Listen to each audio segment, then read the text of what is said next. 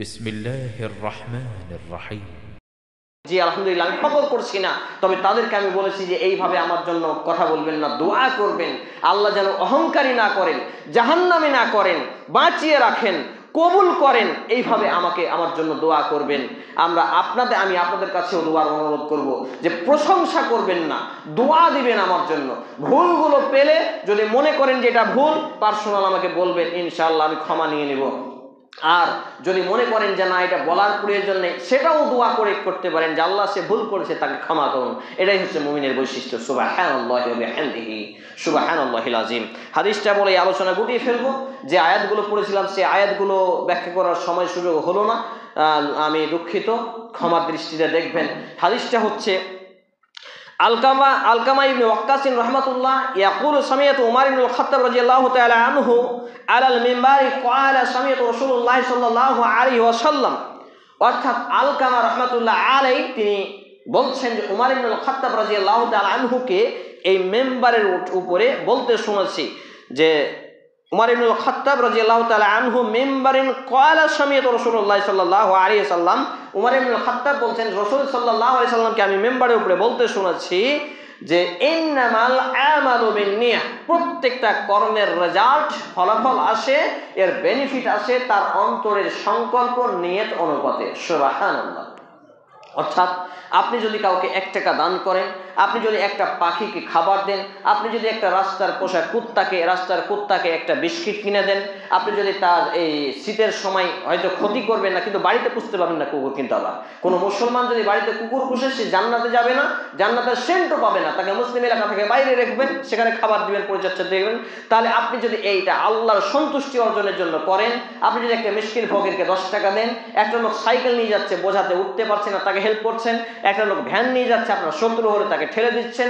এইভাবে যদি আপনি নিয়ত ঠিক রেখে যদি ভালো কর্ম করেন, এই কর্মটাই আল্লাহ তাআলা আপনাকে জাহান্নাম থেকে বাঁচিয়ে জান্নাতে দিয়ে দিতে পারেন। বলি সুবহানাল্লাহ। আল্লাহ রাব্বুল আলামিনের কাছে এটাই দোয়া করব যে আল্লাহ রাব্বুল আলামিন যেন আমাদের নিয়তকে সুন্দর করে, নিয়ত অনুযায়ী একবারে সুন্দর আমল এবং ইবাদত করার তৌফিক নসিব করেন। আমরা বলি আল্লাহুম্মা আমিন। হাদিসটি বর্ণিত হয়েছে যেই ব্যক্তি তার নিয়ত যা করবে সেই নিয়ত অনুপাতেই নেকি পাবে। কেউ যদি নিয়ত করে যে আমি নামাজ পড়বো ভালো মেয়ে বিয়ে করার জন্য, সে ভালো মেয়ে পাবে, কিন্তু নেকি পাবে না। কেউ যদি নিয়ত করে যে আমি নামাজ পড়বো, আল্লাহর কাছে ভালো হবো, জাহান্নাম থেকে বাঁচবো, জান্নাত পাবো, এক কথায় যে যেটা নিয়ত করবে তার নিয়ত সেটাই কবুল হবে। আমি বক্তব্য দিচ্ছি, আমার যদি উদ্দেশ্য থাকে, লোক আমাকে বলবে বাপরে কত ভালো বক্তব্য দেয় অমুক তমুক, তাহলে আমার দুনিয়াতেই চলে যাবে, পরকাল আমার জন্য ফাঁকা, জাহান্নামে যেতে হবে। নাউযুবিল্লাহি মিন যালিক। হাদিস বর্ণিত যে সহিহ আল বুখারী গ্রন্থের 1 নম্বর খণ্ডের 1 নম্বর পর্বের ওহী সূচনা অধ্যায়ের হাদিস নাম্বার 1, হাদিস নাম্বার 54, হাদিস নাম্বার 2529, হাদিস নাম্বার 3898, 5070 এবং 6689 এবং 6953, আধুনিক প্রকাশনী হাদিস নাম্বার 1, ইসলামিক ফাউন্ডেশন বুখারী হাদিস নাম্বার 1, সহিহ মুসলিম হাদিস নাম্বার 1907, মুসনাদে আহমদ হাদিস নাম্বার 168, ক্রমিক নম্বর হাদিস বর্ণিত হয়েছে, যেখানে রাসূল সাল্লাল্লাহু আলাইহি ওয়াসাল্লাম জানিয়েছেন যে প্রত্যেকটা কাজের ফলাফল তার নিয়ত যদি ভালো হয় তাহলে তার আমলের ফলাফল ভালো হবে, নিয়ত যদি খারাপ হয় তাহলে কাজের ফলাফল খারাপ হবে। আল্লাহ রাব্বুল আলামিন যতগুলো কাজ করব, যতগুলো কথা বলবো, যতগুলো ইবাদত করব, সমস্ত কথা ও কাজ যেন নিয়ত ভালো করে করতে পারি, জাহান্নাম থেকে বাঁচতে পারি, জান্নাত পেতে পারি, আপনি সেভাবে কবুল করুন। আমরা বলি আল্লাহুম্মা আমিন। হে আল্লাহ তাআলা, আমাদের এখানে উপস্থিত হওয়া, আমাদের বলা, আমাদের শোনা সব কিছুকে আপনি ইবাদত হিসেবে গণ্য করুন। আমরা বলি আল্লাহুম্মা আমিন। হে আল্লাহ তাআলা, আমাদের এখানে উপস্থিত হওয়াকে আপনি ইবাদত হিসেবে গণ্য করে আমাদের জাহান্নাম থেকে বাঁচা এবং জান্নাত পাওয়ার ওসিলা হিসেবে কবুল করে নিন। আমরা বলি আল্লাহুম্মা আমিন। হে আল্লাহ তাআলা, এখানে উপস্থিত আমরা যারা অসুস্থ আছি, বিশেষ করে আপনাদের ইমাম সাহেব দীর্ঘদিন অসুস্থ আছেন, আমি 2বার এসেছিলাম, দেখা করতে পারিনি, শোনার পরে খুব ব্যথা বেদনা পেয়েছি, কষ্ট পেয়েছি।